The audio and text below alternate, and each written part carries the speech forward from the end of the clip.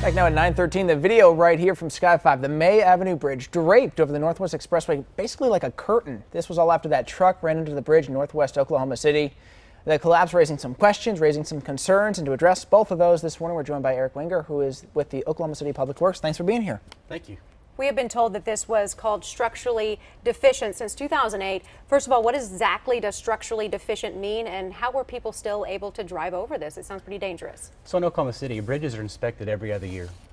We work with the Oklahoma Department of Transportation, and this is done as a part of a Federal Highway Transportation Department requirement. The bridge reports simply have some rating factors, and there are a number of bridges that are actually rated structurally deficient, but that does not mean that they have structural issues requiring their closure. The bridge at May Avenue actually had a few items that were identified. Most were on the bridge deck itself, potholes and things that were starting to develop. There's some painting issues on some of the exposed steel, and there were also some concrete cracks starting to develop. Sure. Essentially, it means that the bridge isn't in the best shape. And I mean, to your point, 56 of the 575 bridges here in OKC rated as structurally deficient. That's basically 1 in 10. It is, and again, what we then look at is future projects to start taking care of some of those items identified in those reports. So it helps us create project lists, and it lets us move forward with projects in the future. So could basically the structural deficiency have contributed at all to the complications we're dealing with from this crash? It does not, and really that's just a term in the report. That's what's commonly used in all the reporting for all the bridges that are inspected. So it's not a structural issue with the bridge. And I know this bridge was built in the 50s, but I want to ask you about this. We talked to the executive director of Oklahoma Contractors right after this crash happened, and I want to play the sound real quick for our viewers about what he said. Case, it's an older bridge. You had a bridge beam and you had the concrete deck on top of it. Bridge beam was hit, it shifted, and the entire thing fell down. So what he said there was these items called shear connectors, basically that would have connected pieces to the bridge and to the beams themselves, could have prevented this from happening. Is that something that you guys have looked at, putting shear connectors onto bridges like this retroactively? You know, we have not. There are a number of different bridge types and construction methods. This bridge, which was built back in 1952, obviously met all those structural conditions at that time, and it's a safe bridge. But there are differences in construction. Maybe modern bridges, whether they're built out of steel or concrete, there's just difference in technology. When we look at this bridge as a potential future replacement, we may look at some other things. I think we will look at pedestrian access, we'll look at possibly widening the bridge, and height might be something that we'll look at possibly in the future as well. Looking at that video, it just jumps in my mind, heaven forbid, what if someone was driving across that bridge at the time?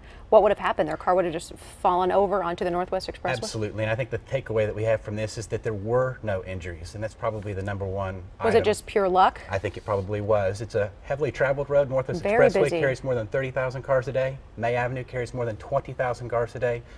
Miraculous that nobody was injured in this. Does it stick out to you, that this has happened multiple times now at this very same bridge, 1993? A tractor trailer rig very similarly crashed into the bridge, taking down one of the sides of it. Then again in 2004, more minor damage, but this would be the third major incident here at this same bridge, kind of similar situation. You know, when we look at the traffic volumes, you know, those are few incidents. You know, the bridge is clearly marked. It has the height of the beams marked in both directions. You know, I think in this case it's just simply an oversight from the vehicle that tried to pass underneath that was too tall. We have a lot of viewers now wondering, what does this mean for the other bridges that I drive on every day? Now I'm going to be driving over them and think, wow, you know, what happens if someone's tractor trailer is 2 inches too tall? Am I at danger? What would be your message to the citizens who travel these roads every day? You know, I think with the number of vehicles that are on city roads, you know, the accidents, there aren't that many. I mean, yes, we've had other bridge strikes in Oklahoma City, and we address those. So when that does happen, there are inspections that follow from our city crews, from our consulting bridge contractors and engineers.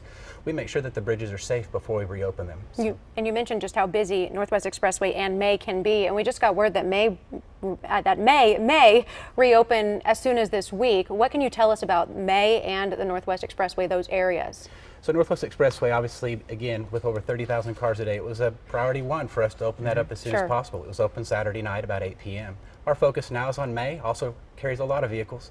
Now, 2 of the lanes are damaged where we will not be able to reopen. The engineering reports did come back this weekend, and the 2 unaffected lanes could be reopened.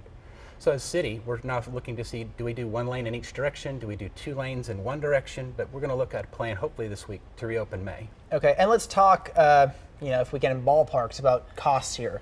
I know removing the debris alone was $55,000. When we look towards the repair, what are we thinking? Are we talking hundreds of thousands here, millions? What are we looking at? You know, it's really hard to tell at this point. We're going to be doing an emergency contract with contractors. Hopefully that is something that we can bid in the next week, and we'll have some costs here in probably about 2 to 3 weeks. Okay. Something we can report then. All right, Eric Winger, thank you so much with the City Public Works Department. Thank you for your knowledge, and we will continue to check back in with you as, again, that is a very, very busy area.